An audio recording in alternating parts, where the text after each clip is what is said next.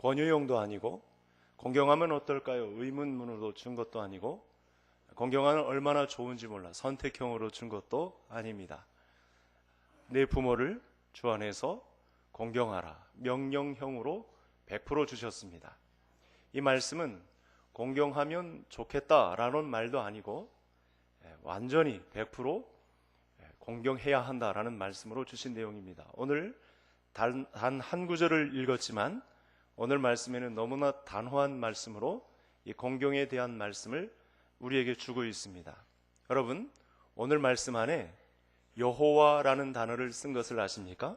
맨 마지막에 보시면 네 하나님을 경외하라, 나는 여호와이니라, 이렇게 말씀을 주셨는데요, 여호와라는 단어가 들어가 있는 것은 조심을 해야 됩니다.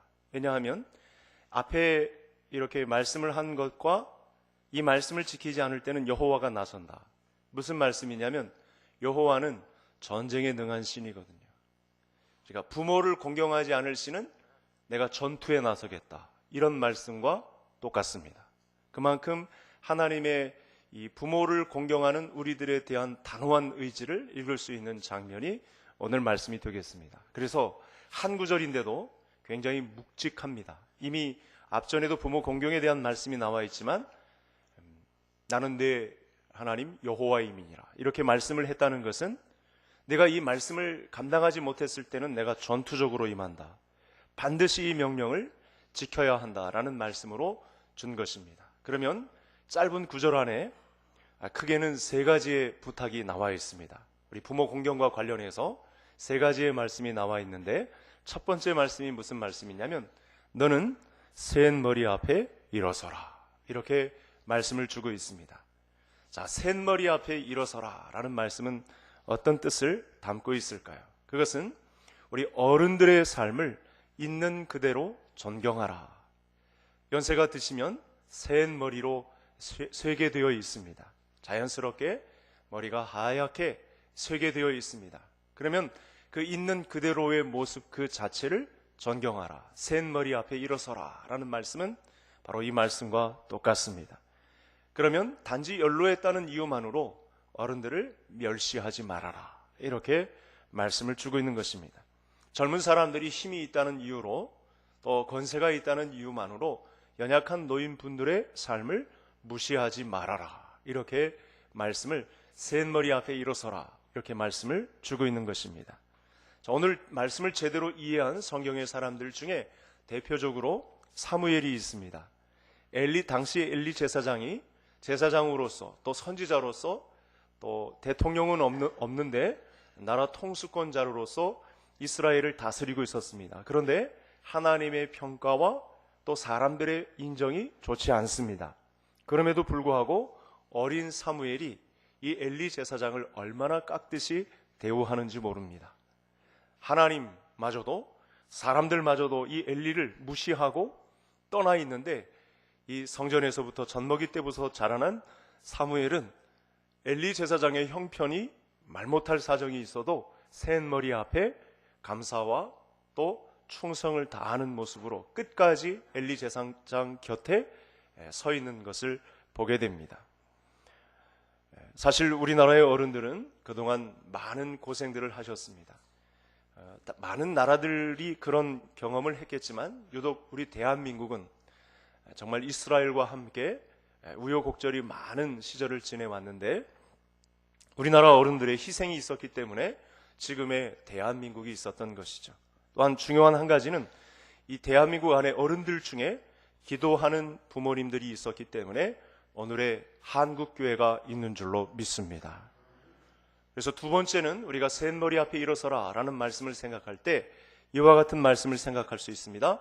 어른들이 가진 지혜, 어른들이 쌓아온 경륜 앞에 머리를 숙이라 라는 말씀과 또 일맥상통하는 말씀이 되겠습니다. 젊은 사람들은 요새 우리가 젊은 사람들에게 익숙한 컴퓨터 또는 인터넷, 스마트폰 환경, 이런 것 가지고도요 어른들을 좀 무시할 수 있거든요. 어른들은 지난 세대를 이렇게 험악하게 살아오느라 주변 기기에 능하지 못합니다. 그런 걸 가지고 젊은 사람들이 무시하거나 멸시하거나 귀찮다는 이유로 떠나 있거나, 이렇게 하면 안 된다는 사실입니다. 늙은 자에게는 지혜가 있고 장수하는 자에게는 명철이 있느니라. 엽기서에서 이 말씀을 주셨습니다. 샌머리 앞에 일어서라라는 말씀은 어른들의 지혜가 있고 그분들의 삶의 경륜이 있으니 그분들에게서 배우라라는 말씀이 포함되어 있다는 말씀이 되겠습니다. 사실 알고 보면 어른들의 삶에는 지혜가 있습니다. 젊은 사람들이 섣부르게 접근했다가 실수할 수 있는 모든 경륜을 다 갖고 있습니다. 우리는 그 어른들의 지혜와 경륜이 필요한 것이죠. 그러니까 샌머리 앞에 일어서라라는 말씀은 어른들에게 있는 지혜와 삶의 경륜을 배우라. 그러니까 어른들을 공경하는 태도를 지닌 사회, 어른들을 공경하는 하나님의 말씀을 그대로 지키고 있는 교회는 미래가 있는 것입니다. 그러나 어른들을 무시하고 멸시하고 그분들의 지혜와 삶의 경륜 앞에 일어서지 못하는 사회는 미래가 불투명하게 되는 것이죠.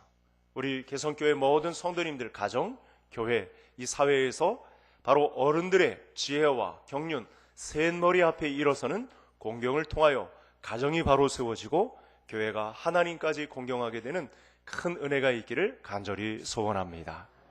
마지막으로 더 하나 드릴 수 있는 말씀은 이 샌머리라는 표현을 떼어서 생각할 때 어른들의 약함까지도 존경해 주라는 말씀이 포함되어 있습니다. 어른들은 시간이 흐르면, 세월이 지나고 나면 자연스럽게 몸의 기운이 빠져나가게 됩니다.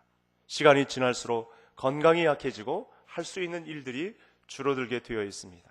때로는 그래서 자녀들에게 짐이 되는 것 같아서 미안해하기도 하고 가정 내에서 소외되는 것 같아서 어떨 때는 실제로 시기도 하고 투정도 많이 부리는 것이 어른들입니다. 왜 그런 현상이 나타나죠?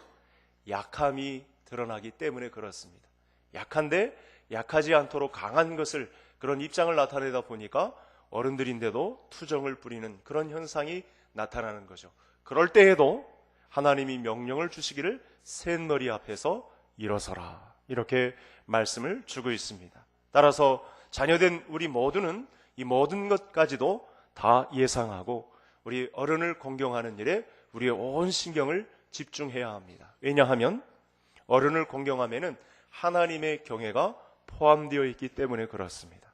하나님을 경외하는 것은 부모님을 잘 섬기는 것이요, 부모님을 잘 섬기는 것은 하나님을 섬기는 것과 연결되어 있기 때문에 그렇습니다. 부모님들은 우리가 어렸을 때 모든 필요를 다 채워주셨습니다.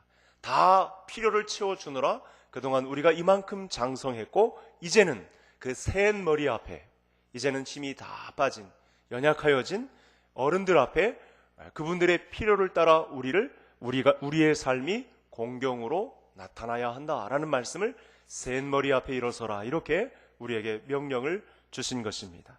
따라서 샌머리인 어른들이 행복한 사회에 미래가 있고 우리의 희망이 있다는 사실입니다. 성경에는요, 샌머리인 어른들이 사실은 이 지혜와 명철을 가지고 아주 아름답게 행사한 내용들이 많이 등장을 합니다.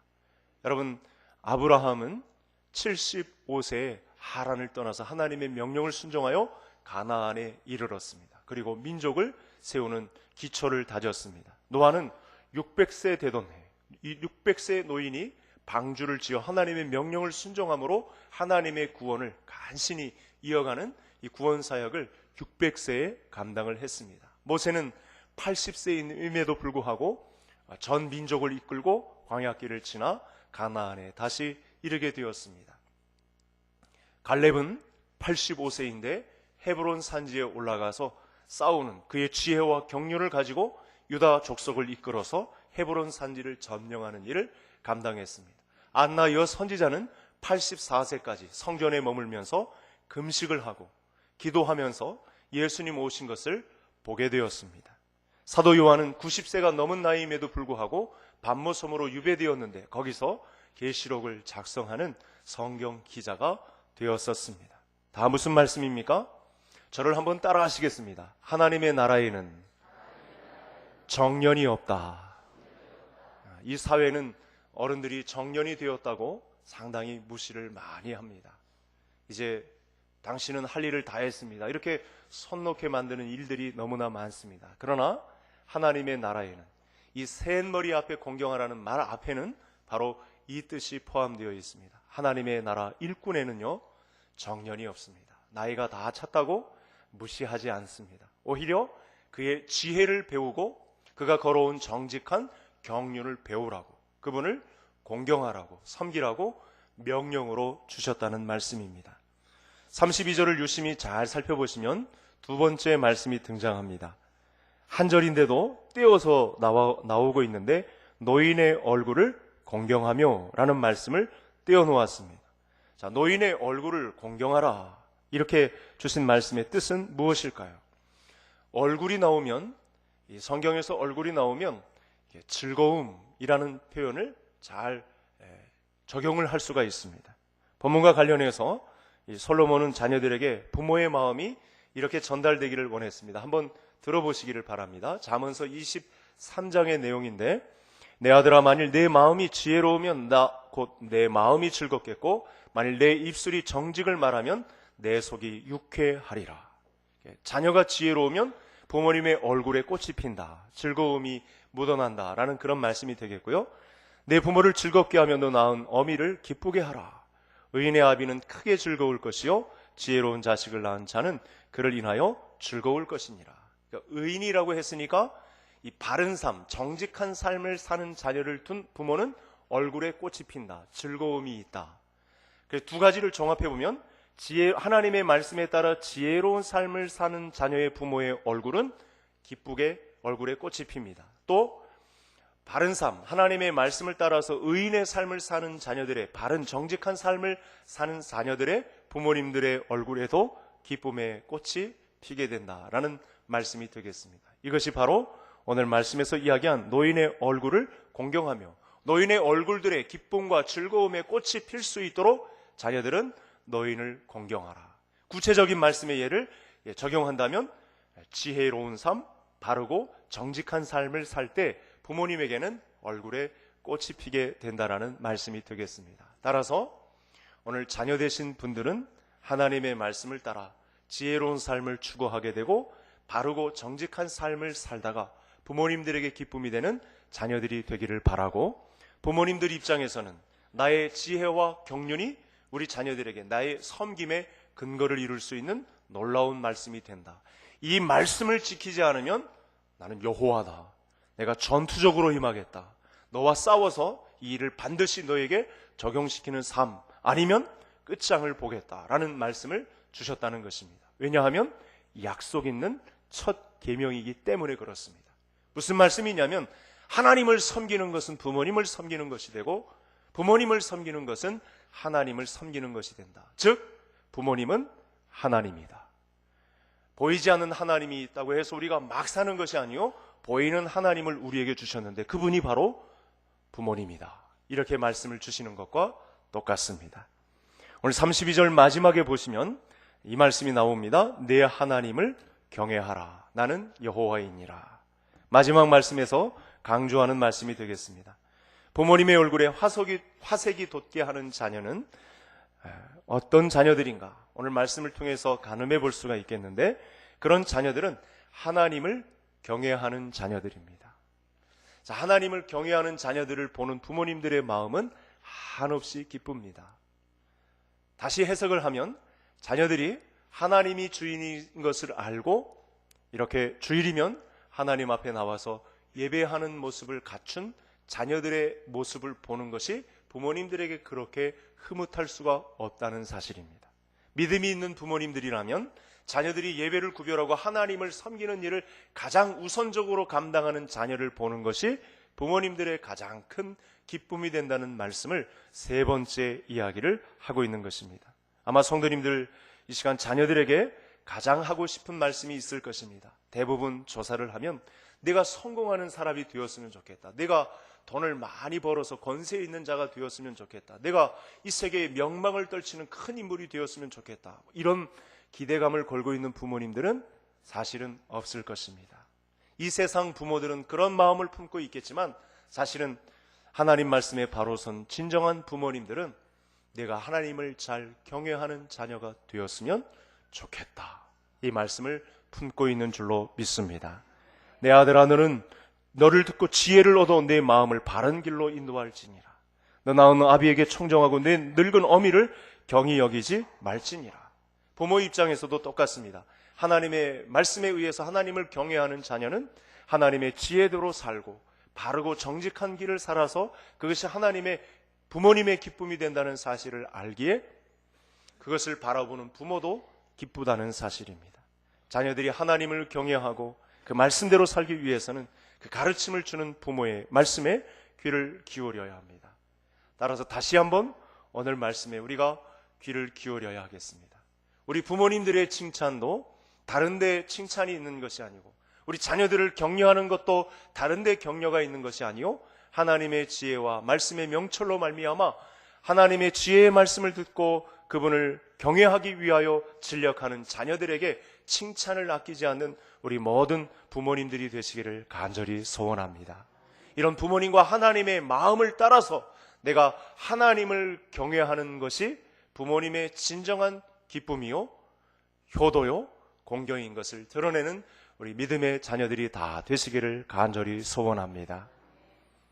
우리가 부모님을 기쁘게 해드리려면 부모님들의 필요를 충족시켜야 합니다. 왜냐하면 지금까지 우리가 부모님들로부터 그 필요를 충족받았기 때문에 그렇습니다.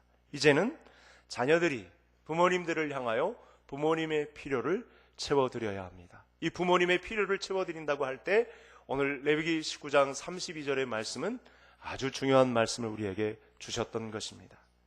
이 사실을 잊지 말고 부모님의 얼굴을 기쁘게 하는 자녀들, 센 머리 앞에 항상 무시로 항상 일어서서 그분을 공경하는 자리에 서고 하나님 경외하기를 양보 없이 하는 자녀들, 바로 성도님들의 가정에서 이런 자손들이 신앙 대대로 배출되고 또 하나님으로부터 사람들로부터 저 가정은 신앙의 명문 가문이란 소리를 듣는 놀라운 은혜가 지금은 미약하지만 지금은 보이지 않는 것 같지만 하나님의 말씀에 의해서 주신 약속대로 반드시 이 믿음의 가문을 일으키겠다는 하나님의 의지에 따라 우리 개성에 속한 모든 성도님들의 가정이 신앙의 명문 가문들로 거듭나는 놀라운 은혜가 임하시기를 주의 이름으로 축복합니다.